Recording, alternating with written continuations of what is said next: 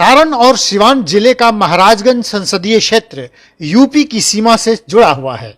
कई खासियतों को समेटे यह लोकसभा निर्वाचन क्षेत्र एक ओर गोपालगंज जिले से घिरा है तो दूसरी ओर बलिया जिले के भूभाग से। यह इलाका भारत में मानव बसाव के सर्वाधिक प्राचीन क्षेत्रों में से एक है। संपूर्ण महाराजगंज एक समतल एवं उपजाऊ इलाका है। भोजपुरी भाषी क्षेत्र की पूर्वी सीमा पर स्थित महाराजगंज अपनी राजनीतिक चेतना के लिए प्रसिद्ध है। इसकी धरती से सटी गंडक और सरयू नदियां जिस तरह धीरे धीरे बहती हैं, उसी तरह यहाँ के चुनावी चौपड़ पर बारीकियों से सियासी दांव खेले जाते हैं। महाराजगंज को बिहार का दूसरा चित्तौड़गढ़ भी कहा जाता है। आपातकाल से पहले महाराजगंज सीट कांग्रेस का गढ़ माना जाता था, लेकिन जेपी आंदोलन के बाद 1977 के संसदीय चुनाव में महाराजगंज में कांग्रेस का किला ढह गया। उस समय जनता पार्टी के उम्मीदवार रामदेव सिंह ने कांग्रेस प्रत्याशी को करारी मात दी थी। हालांकि कांग्रेस के कृष्णकांत सिंह ने 1980 के आम चुनाव में उनसे यह सीट छीन ली। 1984 में दोबारा यह सीट कांग्रेस ने अपने कब्जे में ले ली। 1989 में पूर्व प्रधानमंत्री चंद्रशेखर भी यहां से चुनाव लड़े। महाराजगंज के वोटरों ने पूर्व प्रधानमंत्री चंद्रशेखर को पलकों पर बैठाया। अपनी परंपरागत सीट यूपी के बलिया और महाराजगंज दोनों सीटों से वे चुनाव जीते। महाराजगंज में उन्होंने निवर्तमान सांसद कृष्ण प्रताप सिंह उर्फ नन्हे बाबू को 3 लाख से अधिक वोटों से पराजित किया था, लेकिन चुनाव जीतने के बाद उन्होंने यह सीट छोड़ दी। वे बलिया के सांसद रहे और इसी दौर में देश के प्रधानमंत्री भी बने। 1998 में समता पार्टी, फिर 1999 और 2004 में जदयू के टिकट पर बाहुबली प्रभुनाथ सिंह यहां से चुनाव लड़े और संसद पहुंचे। लेकिन 2008 के परिसीमन के बाद हुए 2009 के चुनाव में प्रभुनाथ सिंह राजद के उमाशंकर सिंह से हार गए। हालांकि 2013 के उपचुनाव में राजद के ही टिकट पर वे फिर से चुनाव जीतकर संसद पहुंचे, लेकिन 2014 से इस सीट पर बीजेपी का कब्जा बरकरार है। 2014 के लोकसभा चुनाव में इस सीट पर भाजपा का खाता खुला और मोदी लहर से जनार्दन सिंह सिग्रीवाल पहली बार संसद पहुंचे। 2019 में भी पार्टी ने यहां से जनार्दन सिग्रीवाल पर भरोसा जताया। उस समय कद्दावर नेता प्रभुनाथ सिंह को उम्र कैद की सजा हुई थी, तो उनके बेटे रणधीर सिंह को राजद ने मैदान में उतारा था, लेकिन तब रणधीर सिंह को सिग्रीवाल ने शिकस्त दे दी थी। महाराजगंज संसदीय क्षेत्र में सबसे बड़ा मुद्दा रोजगार का है। उच्च शिक्षा के लिए कोई बड़ा संस्थान इस इलाके में नहीं है। यही वजह है कि 10वीं 12वीं के बाद छात्रों को दूसरे शहर जाना पड़ता है। सिंचाई के साधनों का यहाँ सर्वथा अभाव है और किसानों के लिए भंडारण और खाद बीज जैसे जरूरी साधन भी इस इलाके में ठीक से उपलब्ध नहीं होते। महाराजगंज को अलग जिला घोषित करने की बरसों पुरानी मांग आज भी ज्यों की त्यों है। तो आइए एक नजर डालते हैं बिहार के दूसरे चित्तौड़गढ़ में जातीय समीकरण पर। जातिवार वोटरों की संख्या पर बात करें तो इस क्षेत्र में दलित महादलित वोटर 2.5 लाख हैं, तो मुस्लिम मतदाता 2,15,000 है।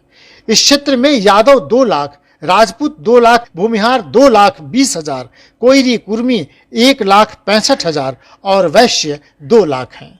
महाराजगंज में ब्राह्मण और कायस्थ 1,10,000 हैं, तो अति पिछड़ा 2,70,000 है।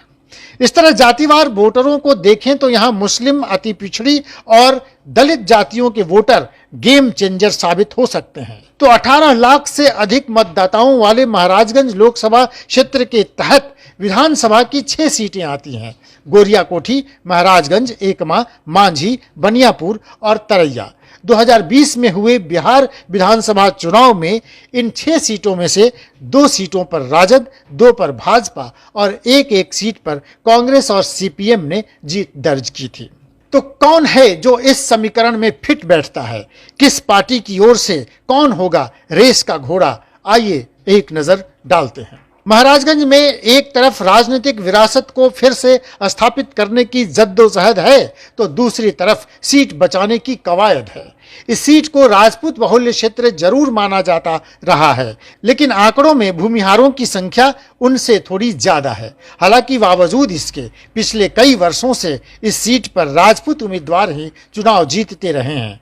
ऐसे में एनडीए की ओर से मौजूदा सांसद जनार्दन सिग्रीवाल सबसे मजबूत दावेदार हैं।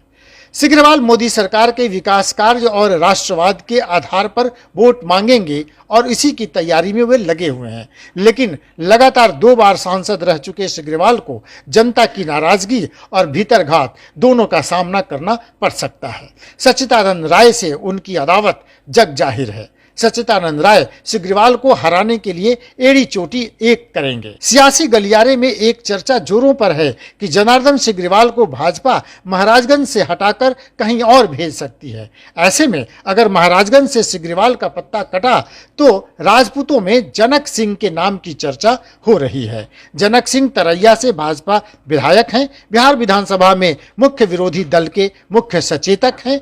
राजपूतों या कहें सवर्ण वोटरों में उनकी पकड़ अच्छी है। लेकिन वहीं दूसरी तरफ एक नाम इन दिनों खूब चर्चा में है, वह है डॉक्टर जगजीत पांडे का।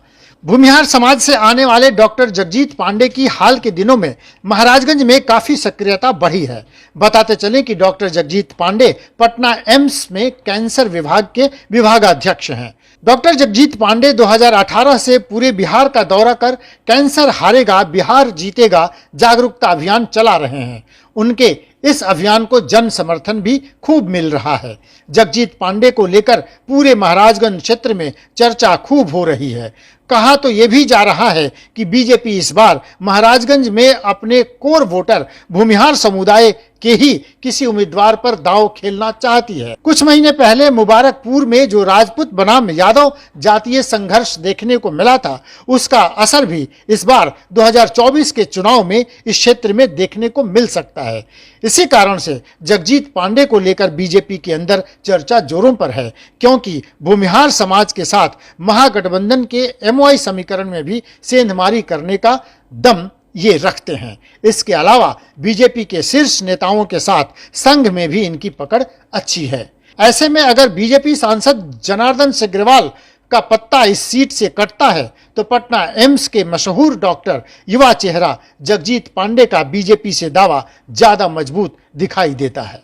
उधर महागठबंधन में टिकट की दावेदारी को लेकर असमंजस ज्यादा है। मोदी लहर में चुनाव हारने वाले प्रभुनाथ सिंह इन दिनों जेल की सजा काट रहे हैं। निकट भविष्य में प्रभुनाथ सिंह के बाहर आने की संभावना भी नहीं है। ऐसे में महागठबंधन की ओर से प्रभुनाथ सिंह के बेटे रणधीर सिंह का नाम तो बनता है। चूंकि रणधीर सिंह पिछली बार भी चुनाव लड़े थे, राजपूत वोटरों में उनकी पहचान है, लेकिन पिछले 3 चुनावों में हार का मार्जिन देखें तो प्रभुनाथ सिंह और उनके परिवार की इस क्षेत्र में लोकप्रियता कम होते दिख रही है। परिसीमन के बाद प्रभुनाथ सिंह और उनका परिवार इस सीट पर पिछले 4 चुनावों में से एक उपचुनाव को छोड़ दें तो 3 चुनाव हार चुका है। जीत और हार के बीच का अंतर लगातार बढ़ रहा है। 2009 में प्रभुनाथ सिंह महज 2797 वोटों से हारे थे। फिर 2014 में 38,415 वोटों से उनको हार झेलनी पड़ी। लेकिन 2019 में उनके बेटे रणधीर सिंह को 2,30,772 वोटों से करारी हार मिली थी। इसके अलावा हाल में मुबारकपुर में यादवों और राजपूतों के बीच हुई हिंसक झड़प के बाद यादवों की राजपूतों से नाराजगी के कारण यहां महागठबंधन का समीकरण बिगड़ा हुआ है। ऐसे में महागठबंधन किसी नए चेहरे को यहां से उतार सकता है। सूत्रों के हवाले से एक खबर यह भी आ रही है कि राजद के कई नेताओं ने डॉक्टर जगजीत पांडे से मुलाकात की है। जाहिर है राजद भी अब एक नया विकल्प ढूंढ रही है, जिसमें एक अन्य नाम मनोरंजन सिंह उर्फ धूमल सिंह का भी है। धूमल सिंह पहले बनियापुर और एकमा से विधायक रह चुके हैं, बड़े कारोबारी हैं और नीतीश कुमार के बहुत खास हैं। 2014 में जेडीयू के टिकट पर यहां से चुनाव लड़ चुके हैं। कहा तो यह भी जाता है कि जनता दल यूनाइटेड के फाइनेंसर में इनका नाम सबसे ऊपर है। हालांकि भूमिहार समाज से आने वाले धूमल सिंह को टिकट तभी मिलेगा जब ये सीट जेडीयू के खाते में आए। अगर सिवान और गोपालगंज जेडीयू की सिटिंग सीट महागठबंधन में दूसरे दल को जाती है और छपरा से भी आरजेडी चुनाव लड़ती है, फिर महागठबंधन से महाराजगंज सीट पर जेडीयू की दावेदारी ज्यादा मजबूत हो जाएगी। इन सब के अलावा इस सीट पर एक और नाम की चर्चा करना बेहद जरूरी है और वो नाम है धन कुबेर निर्दलीय एमएलसी सच्चिदानंद राय का। पहले बीजेपी में रहे, लेकिन 2022 में पार्टी से एमएलसी का टिकट कटने के बाद ये बागी हो गए। इस क्षेत्र के भूमिहार समाज में उनकी पकड़ अच्छी है।